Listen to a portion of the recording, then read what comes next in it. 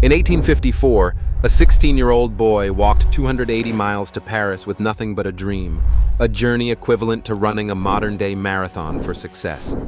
Today, that boy's name, Louis Vuitton, adorns products worth billions, creates mile-long lines outside stores, and has transformed canvas bags into status symbols more valuable than their weight in gold.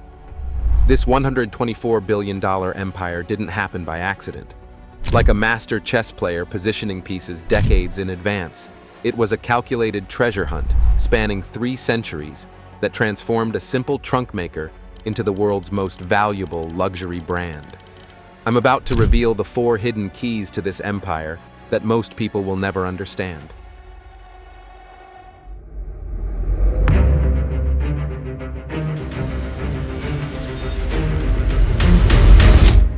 What if I told you the world's most valuable luxury brand began with a desperate 16-year-old boy walking hundreds of miles on foot? The year was 1837, and young Louis Vuitton had reached his breaking point. Living under the harsh rule of his stepmother in the tiny village of Untold, he made a decision that would alter fashion history. With minimal possessions packed, Louis embarked on a grueling 280-mile journey across the French countryside toward Paris, taking odd jobs in villages along the way to survive. Arriving in Paris, Louis encountered a world entirely unlike his rural origins.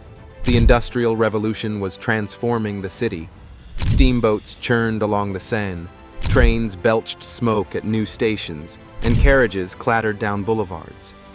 This transportation boom created an unexpected problem. Traditional round-topped trunks couldn't be stacked in these new vehicles, turning luggage rooms into chaotic jumbles of wasted space. For the penniless teenager, opportunity came through Monsieur Maréchal, a respected boxmaker who accepted Louis as an apprentice. Over 17 years, Louis mastered materials and construction techniques while developing a crucial skill, understanding the exacting needs of Paris's wealthiest clients. His exceptional craftsmanship eventually caught the attention of the French royal court. In a career-defining moment, Louis received an appointment as personal trunk maker and packer to Empress Eugénie, wife of Napoleon III. This prestigious position granted him rare access to royal tastes, allowing him to understand luxury from the perspective of its most demanding consumers. After decades working for others, Louis opened his own workshop in 1854 at 4 Rue Neuve des Capucines, steps from Place Vendôme. His modest shop bore a simple sign: securely packs the most fragile objects, specializing in packing fashions. 4 years later, Louis introduced his revolutionary flat-top trunk with waterproof canvas. The design solved the travel storage puzzle by enabling efficient stacking, addressing a significant problem for elite travelers accustomed to luggage chaos. Demand spread rapidly. By 1859, Louis needed a larger workshop in Asnières, starting with 20 employees. By 1914, that workshop would employ 225 craftsmen, all dedicated to creating Louis's innovative designs. But success breeds shadows. And just as Louis built a legacy, imitators lurked in the wings, ready to steal it stitch by stitch.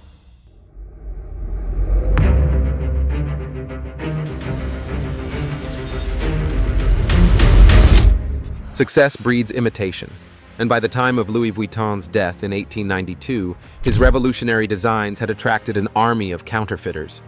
When Georges Vuitton inherited the company, he faced a problem that innovative trunk design alone couldn't solve. How do you protect a luxury brand in an age before modern trademark laws? The company's struggle against copycats had been ongoing for years. Their original gray Trianon canvas had been widely imitated, pushing them to develop new distinctive patterns. In 1872, they switched to a red and white striped design known as the runaway canvas. When that too was copied, Georges created the damier checkerboard pattern in 1888, which featured a registered trademark reading Marque Louis Vuitton déposé, embedded within some of the squares. But what happens when imitation threatens innovation? Georges realized they needed something truly revolutionary. a design so distinctive and legally protected that it would be impossible to copy without obvious infringement. The solution came in 1896, when Georges unveiled what would become one of the most recognizable patterns in fashion history, the LV monogram canvas. This wasn't just another decorative pattern, it was potentially the first designer logo in fashion history, created specifically to combat counterfeiting. The design was beautiful as well as functional. Drawing inspiration from the Japanese and Oriental designs that had captivated Victorian Europe, Georges created an intricate pattern featuring interlocking LV initials, quatrefoils, and stylized flowers. The geometric precision and floral motifs reflected both Eastern artistic traditions and contemporary Western tastes. The genius lay in how these elements combined artistic trends with an unmistakable brand signature. Georges secured global patents for the monogram pattern, giving the company legal grounds to pursue anyone who dared to copy it. This strategic move transformed Louis Vuitton from simply a luxury trunk maker into a pioneer of designer branding, essentially inventing the concept of the designer label that defines modern fashion. The strategy proved remarkably effective. Customers could instantly recognize authentic Louis Vuitton products, while the company gained powerful legal protection against imitators. This combination of distinctive visual identity and legal defense became the blueprint for luxury branding that countless companies would follow. By 2004, fake Louis Vuitton items accounted for 18% of counterfeit accessories seized in the European Union, a testament to the monogram's enduring power as both a symbol of luxury and a perennial target for counterfeiters. But even a symbol that powerful couldn't stop time.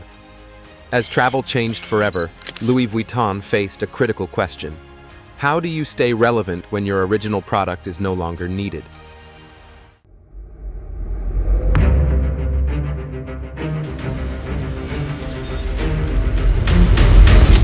The iconic monogram may have protected Louis Vuitton's identity, but by the early 1900s, the company faced an existential threat that no pattern could solve.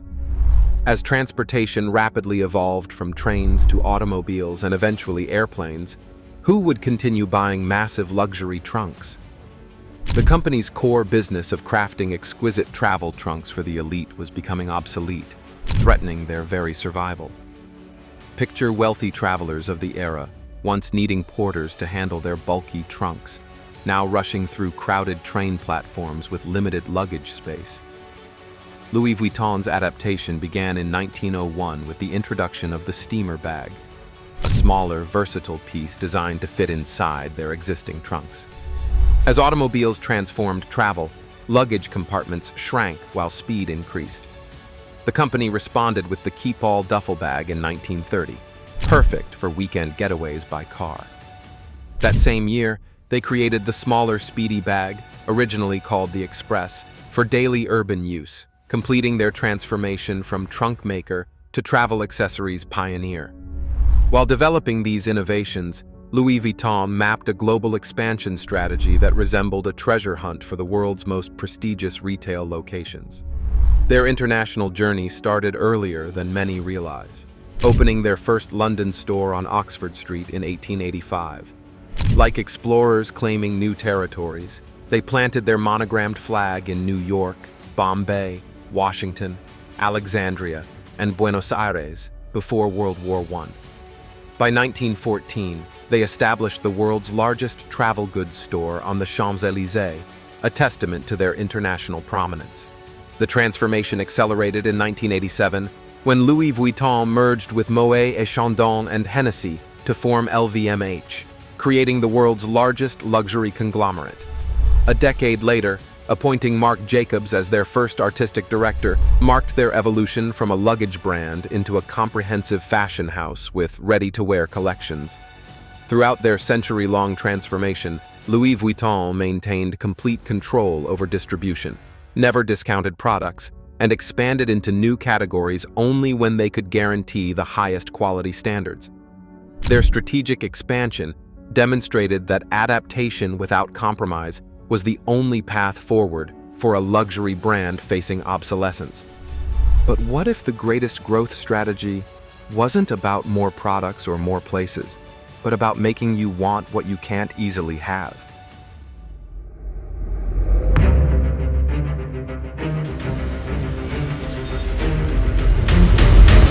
Strategic expansion without compromise laid the groundwork, but Louis Vuitton's true masterstroke was turning basic economic principles upside down.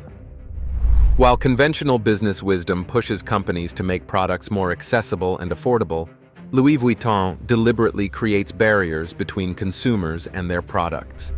This isn't poor customer service or business malpractice. It's perhaps the most sophisticated manipulation of consumer psychology in retail history. Have you ever noticed people lining up outside Louis Vuitton stores, waiting patiently when they could shop anywhere else without delay? This reveals the brand's genius understanding of human desire. Louis Vuitton has perfected hunger marketing, creating such intense consumer craving that people will endure inconvenience, higher prices, and even rejection.